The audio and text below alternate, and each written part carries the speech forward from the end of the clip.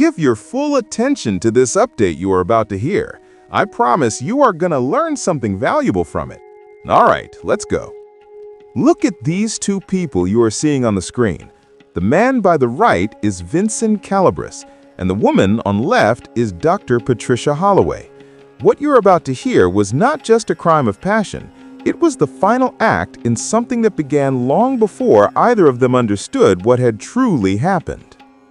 Dr. Holloway's death was officially recorded as a homicide, but if you listen closely to the details the police ignored, to the strange patterns surrounding this case, you might realize that what happened between Vincent and Patricia was never simply human. Dr. Patricia Holloway lived her life guided by precision, control, and the cold comfort of logic. Every movement calculated, every decision efficient.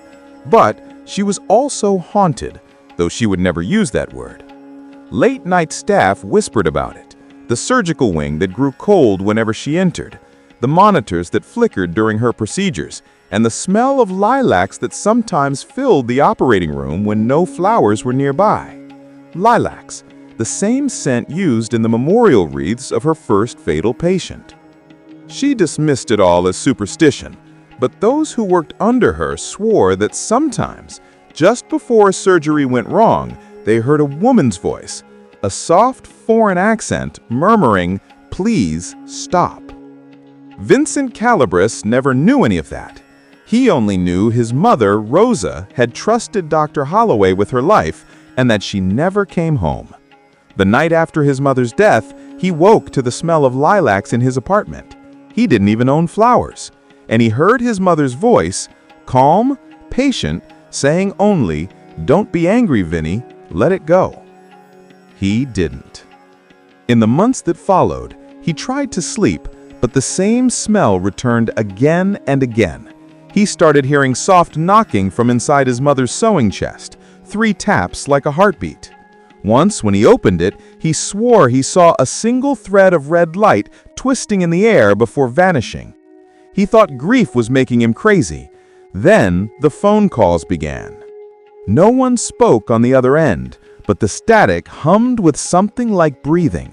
Sometimes, faintly, he could hear it, a woman whispering his name in the same broken English his mother used when she was alive. When he began watching Dr. Holloway's house, the lilac scent grew stronger. He could smell it from inside his truck. It followed him home. He started to dream of his mother standing behind Patricia Holloway in the operating room, her hand on the surgeon's shoulder, her lips moving but no sound coming out. When he woke, his fingers were streaked with blood that wasn't his. He thought it was guilt, but what if it wasn't? On the night before the shooting, Vincent claimed he saw something in the reflection of his kitchen window. His mother, pale, eyes like glass, standing behind him. She didn't look sad. She looked expectant. He said her mouth moved, but this time he heard her words clearly. "Tomorrow she will see me." When Vincent approached Dr. Holloway that morning, his mind was a storm of noise. But the CCTV footage, those 2 minutes that made headlines, caught something the public never noticed. Frame 312, just before the first shot. If you slow it down, the footage glitches. The air around Dr. Holloway's body seems to distort, like heat. And in that flicker, behind her shoulder, for a single frame, there's a faint outline. A woman's face, older, eyes wide, mouth open as if speaking. The police called it a video artifact. Vincent didn't. After his arrest, during questioning, he said something strange to Detective Mendoza. She asked him why he did it, and he said, "It wasn't me. She wanted me to finish it. She said Holloway already saw her." When Mendoza read the 14-page letter he left behind, she found a postscript not mentioned in the trial. A single paragraph written in smaller handwriting. "If anyone finds this, look at her records. The woman before my mother, March 12, 1984. Same hospital, same surgery, same doctor. Her name was Rosalia Cavani. She died on the table too. My mother said she met her. Mendoza didn't understand until she searched the archives. Rosalia Cavani, an Italian immigrant seamstress who died during a valve replacement performed by a young Dr. Patricia Holloway during her residency. Cause of death? Coronary artery nicked during suturing. Identical to Rosa Calabris's. Two women, 15 years apart, both poor, both immigrants, both seamstresses, both with the same middle name, Maria. It didn't end there. After the trial, when Detective Mendoza returned to evidence storage, she found the sealed Glock 17 in its case. The smell of lilacs filled the room when she opened it. She thought she was imagining it, until she saw faintly etched into the metal slide letters that hadn't been there before. They spelled one word: forgiven. She ordered the gun retested for prints. Vincent's were gone.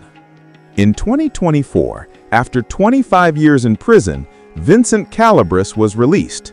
He told the parole board he didn't believe in ghosts, but when a journalist asked if he regretted what he did, he said something that chilled everyone in the room. "I don't regret it, because she told me it was over, and the smell stopped." The journalist asked, "Who told you?" Vincent smiled, eyes unfocused. "Mama? No, not her. The other one. The first one." That night, the journalist typed her article at home. When she finished, she noticed the faint scent of lilacs in the air. She never filed the story. The supernatural thread runs beneath the tragedy. Two women wronged by the same surgeon, their spirits converging through the sun to demand justice. The haunting subtly infects technology, CCTV, phone calls, evidence, blurring vengeance, guilt, and possession into one eerie loop. By the end, we're left wondering, was Vincent driven by grief or by something far older that demanded balance? That's it for today's update. If you learned something valuable from this video, please comment it below in the comments section. And most importantly, like the video and subscribe so you won't miss the next updates. This is Updates Home. Until next time, stay safe. And please, wait for some seconds. A video you haven't watched will appear for you to watch. I promise you, you are going to learn something from it too. Click on the video now.